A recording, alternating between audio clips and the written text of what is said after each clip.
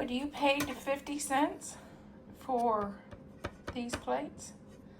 I got 10 of them and they were 50 cents a piece. I thought they'd be perfect for the 4th of July and the 250 years of America. What do you think? I think they're really pretty. I was surprised that somebody got rid of them. Okay, here is our 4th of July table.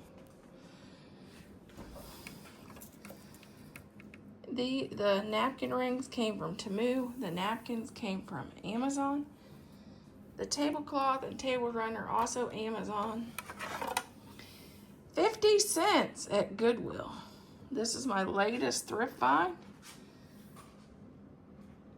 At Home for the plates.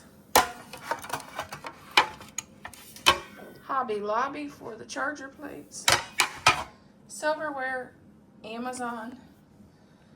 The wine glass, that was Dollar Tree. The candles, I got those at Home.